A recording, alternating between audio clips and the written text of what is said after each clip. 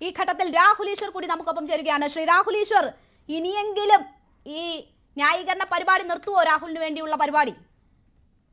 രേണുകാജി, 2 point. നമ്മുടെ നിയമ സംവിധാനത്തിന്റെയും ലോക നിയമ സംവിധാനത്തിന്റെയും അടിസ്ഥാനം പ്രിസംപ്ഷൻ ഓഫ് ഇന്നസെൻസ് എന്നൊരു കാര്യമാണ്. അതായത് A person is Innocent until proved guilty.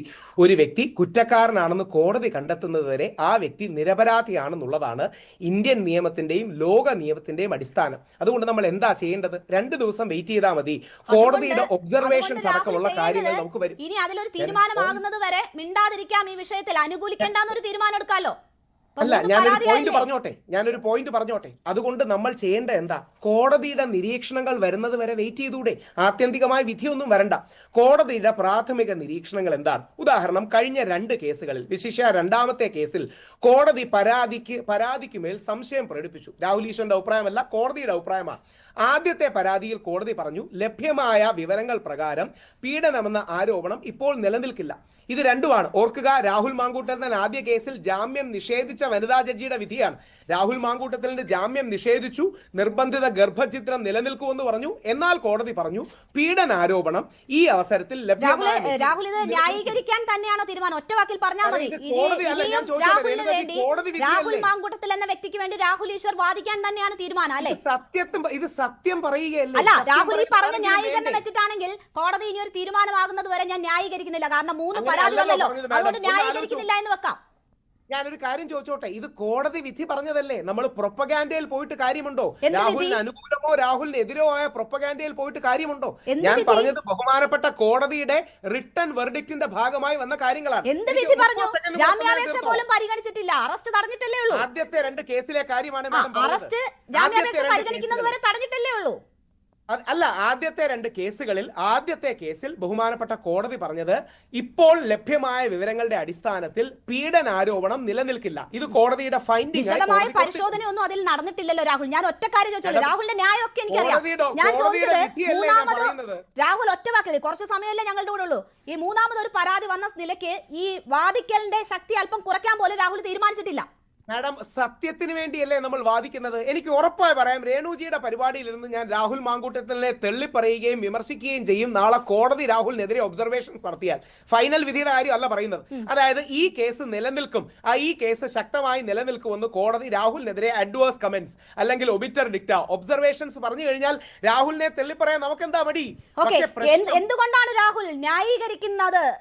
എന്താണ് ഇപ്പോഴും അയാളെ ന്യായീകരിക്കാൻ നിങ്ങളെ പ്രേരിപ്പിക്കുന്ന ഘടകം എന്താണ്? ചോദിച്ചോട്ടെ. അല്ല, എന്താ അറിയാമോ, രേണുക മാഡത്തിന് എന്താണ് അയാളെ കരിവാരിത്തേക്കാൻ ആഗ്രഹം? അതിജീവിതമാരുടെ പരാതി കേൾക്കുന്നത് ഏതെങ്കിലും ഒരു സ്ത്രീ വെറുതെ വന്ന് പറയുമോ രാഹുൽ ഇമാതിരി കാര്യങ്ങൾ? രാഹുലിന്റെ വീട്ടിലും അമ്മയും ഭാര്യയും അനിയത്തിമാരും ഒക്കെ ഉണ്ടാവും. താങ്കളുടെ വീട്ടിലും അച്ഛനും സഹോദരനും ഇല്ലേ? താങ്കളുടെ വീട്ടിലും അച്ഛനും സഹോദരനും ഇല്ലേ? ഏതെങ്കിലും ഒരു സ്ത്രീ ഇങ്ങനെ വന്ന് താങ്കളുടെ വീട്ടിലും അച്ഛനും സഹോദരനും മകനും ഇല്ലേ? പറയുമോ? അപ്പൊ ഏതെങ്കിലും അച്ഛനെ സഹോദരനെ അങ്ങനെ വ്യാജ പരാതി കുടിക്കാൻ താങ്കൾ ഓക്കെ ആണോ? വൈകാരിക ഡ്രാമ ശരിയാണെന്ന പരാതിയാണെന്ന് ആര് പറഞ്ഞു? കോടതി പറയട്ടെ. പരാതി ഞാൻ ചോദിക്കുന്നത്, ഏതെങ്കിലും ഒരു സ്ത്രീ ഒരാവശ്യമില്ലാണ്ട് വെറുതെ വന്ന് ഇങ്ങനെ ഒരു കാര്യം പറയുമോ? അവരുടെ വയറ്റിലുണ്ടായ ഭ്രൂണം ആരുടേതാണെന്ന് DNA പരിശോധനയുണ്ട്. ഇനി അത് വന്നാലും കോടതി പറയട്ടെ രാഹുൽ പറയുമെന്ന് എനിക്ക് അറിയത്തില്ല. ശരി, അങ്ങനെ ഒരു കാര്യവുമില്ലാതെ വർഷങ്ങളോളം നമ്മൾ വേട്ടയാടിയ ഒരാളാണ് ശ്രീ ഉമ്മൻചാണ്ടി. ആ ഉമ്മൻചാണ്ടി ഈ ചർച്ചയിൽ ഉന്നയിക്കണമെങ്കിൽ നാണം വേണമല്ലോ രാഹുലെ. അതെന്തിനാ ഉമ്മൻചാണ്ടിയുടെ പേര് ഉന്നയിക്കാൻ നാണം വേണമെന്ന് ഞാൻ രേണുകാജിയോട് ചോദിച്ചോട്ടെ. രേണുകാജി ഉമ്മൻചാണ്ടിയെ സപ്പോർട്ട് ചെയ്തിരുന്നു. നോക്കൂ രാഹുൽ, രേണുകാജി ഉമ്മൻചാണ്ടിയെ വേട്ടയാടിയപ്പോൾ ഉമ്മൻചാണ്ടിയെ സപ്പോർട്ട് ചെയ്തിരുന്നു. ഒരു കുട്ടികളെ വയറ്റിലുണ്ടാക്കി ഗർഭചിത്രം വരുത്തുന്നതിന് തെളിവില്ല എന്ന് പറഞ്ഞവരാണ് ഇപ്പോൾ തെളിവ് ഉൾപ്പെടെയാണ് പരാതി നൽകിയിരിക്കുന്നത്. തെളിവുണ്ടെന്ന് വാലിഡേറ്റ് ചെയ്യേണ്ടത് കോടതിയല്ലേ? എന്തായാലും കോടതിയുടെ തീരുമാനം വരെ എനിക്ക് കാത്തിരിക്കേണ്ടി വരില്ല. കാരണം ഒരു സ്ത്രീയും ഞാൻ വിശ്വസിക്കുന്നില്ല.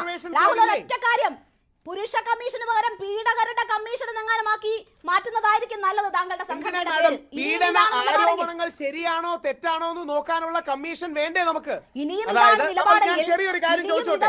നിലപാടെങ്കിൽ രാഹുലിന്റെ കമ്മീഷന്റെ പേര് പീഡകരുടെ കമ്മീഷൻ എന്നാക്കണം. എന്റെ കമ്മീഷൻ അല്ല, കേരള നിയമസഭ പരിഗണിക്കുന്ന 246-ാം നമ്പർ ബിൽ നിയമസഭാ സെക്രട്ടേറിയറ്റ് മുമ്പോട്ട് വെച്ച കേരള പുരുഷ കമ്മീഷൻ ബില്ലാണിത്. കേരളത്തിലെ പുരുഷന്മാർക്ക് അപമാനമാണ് ഇങ്ങനെ പറയുന്നത്. ഒരാളുടെ കേരളത്തിലെ നേതൃത്വത്തിൽ സ്ത്രീകൾക്കും കമ്മീഷൻ അപമാനമാണ് വ്യാജപരാധി ആണെങ്കിൽ അത് കോടതി പറഞ്ഞാൽ മതി. ഞാൻ ഒരു പോയിന്റ് വെച്ചോട്ടെ, ഈ വാദത്തിനിടെ ഒരു പോയിന്റ് വെച്ചോട്ടെ, ഈ വാദത്തിനിടെ ഒരു പോയിന്റ് വെച്ചോട്ടെ. അതായത് നമ്മുടെ നിയമത്തിൽ റെട്രോസ്പെക്റ്റീവായി കൺസെന്റ് പിൻവലിക്കാനുള്ള റൈറ്റ് ഇല്ല, ഒരു നിയമത്തിലില്ല. അതായത് മുൻകാലത്തിലേക്ക് പോയി പിൻകാലത്തിലേക്ക് പോയി കൺസെന്റ് നൽകിയില്ല എന്ന് പറയാനുള്ള ലീഗൽ റൈറ്റ് നമ്മുടെയോ ലോകത്തിലെയോ നിയമ സംവിധാനത്തിലില്ല. നമ്മുടെ നിയമത്തിന്റെ അടിസ്ഥാനം പ്രിസംപ്ഷൻ ഓഫ് ഇന്നസെൻസ് ആണ്. അതുകൊണ്ടാണ് നമ്മൾ പറയുന്നത് ബഹുമാനപ്പെട്ട കോടതിയുടെ ഒബ്സർവേഷൻ വരുന്നത് വരെ വെയിറ്റ് ചെയ്യുക. ഉമ്മൻചാണ്ടി സാറിന്റെ കേസ് നമ്മൾ കണ്ടു, നിവിൻ പോളിയുടെ കേസ് കണ്ടു. അങ്ങനെ ആകണമെന്നില്ല ഈ കേസ്. രാഹുൽ തെറ്റുകാരനാകാം, കുറ്റക്കാരനാകാം, രാഹുലിന് അതിശക്തമായ ശിക്ഷ വിധിച്ചേക്കാം. പക്ഷേ കോടതിയുടെ പ്രഥമ നിരീക്ഷണങ്ങൾ വരുന്നത് വരെ നമ്മൾ ക്ഷമ കാണിക്കണമെന്ന് പറയുന്നത് പീഡകരെ സപ്പോർട്ട് ചെയ്യാനാണോ? കാര്യം മുമ്പും പലർക്കെതിരെയും പരാതി വന്നിട്ട് ശരിയായിട്ടുണ്ട് തെറ്റായിട്ടുണ്ട്. മൂന്ന് സ്ത്രീകളെ സ്നേഹം നടിച്ച് വഞ്ചിച്ച് അവർക്ക് കുട്ടികളെ ഉണ്ടാക്കി അവരെ ഗർഭചിത്രം വരുത്തിയ പരാതികളാണ്. രാഹുൽ ഈ മൂന്നിലും ഒതുങ്ങില്ല. അതിജീവിതമാരോട് സംസാരിക്കുമ്പോൾ അറിയാം ഈ മൂന്നിലും ഒതുങ്ങില്ല കാര്യങ്ങൾ. ഈ മൂന്നിൽ പോലും ചോദിച്ചോട്ടെ, രേണുക മാഡം കോടതി അലക്ഷ്യമല്ലേ ചെയ്യുന്നത്? കാര്യം രണ്ടാമത്തെ പരാതിയിൽ കോടതി സംശയം പ്രകടിപ്പിച്ചതല്ലേ? അപ്പൊ കോടതി പറയുന്നതിനെ നമ്മൾ ലംഘിക്കുകയാണോ? താങ്കളല്ലേ അതിജീവിതമാരുടെ ഞാൻ ചോദിച്ചത്, ഞാൻ പറഞ്ഞത് കോടതി വിധിയല്ലേ?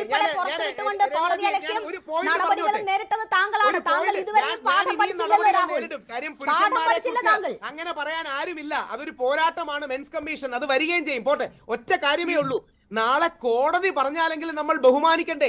രേണുകാജിയും ഞാനും തമ്മിൽ ദിലീപിന്റെ കാര്യത്തിൽ എന്തുമാത്രം പോരാട്ടം ഉണ്ടായി. അവസാനം ഞാൻ പറഞ്ഞതല്ലേ ശരിയായത്?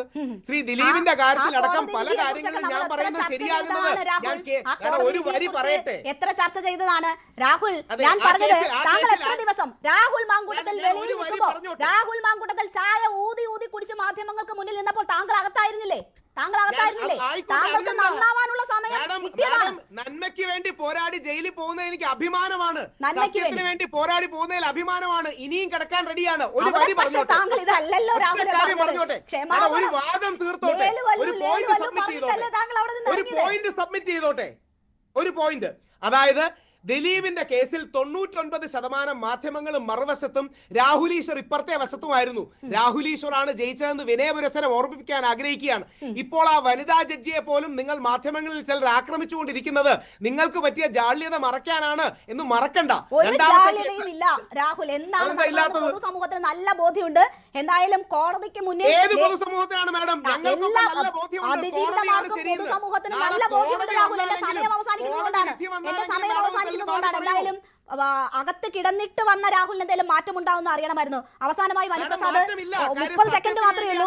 ഇനിയും പ്രക്ഷോഭം തുടരും എന്നതാണോ നമ്മൾ മനസ്സിലാക്കേണ്ടത്? ഞങ്ങളുടെ ഉപമുഖ്യരുടെ നേതൃത്വത്തിൽ ഇന്ന് ശക്തമായ പ്രക്ഷോഭങ്ങളാണ് ഇന്ന് പത്തനംതിട്ടയിലെല്ലാം കണ്ടത്. ഞങ്ങളുടെ BJPയുടെ ജില്ലാ സെക്രട്ടറിയുടെ കാലിന് നേരെയാണ് പോലീസ് ജീപ്പ് കയറ്റി പരിക്കുണ്ടാക്കിയിരിക്കുന്നത്. ഒടിയുന്ന സാഹചര്യം ഉണ്ടായിട്ടുണ്ട്.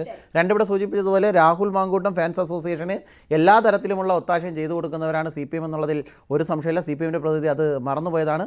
നിങ്ങൾ ഇന്ത്യ സഖ്യമായി ഒരുമിച്ച് നിന്നുകൊണ്ട് ഈ നാടിനെ തകർക്കാനുള്ള പരിശ്രമം നടത്തുന്നു. രാഹുൽ മാങ്കൂട്ടത്തെ സംരക്ഷിക്കാനുള്ള പരിശ്രമം നടത്തിയത് ആര് എന്ന ചോദ്യത്തിന് ഉത്തരം അത് CPM എന്ന് പൊതുസമൂഹം മനസ്സിലാക്കുന്ന സാഹചര്യം ഉണ്ടായിട്ടുണ്ട്.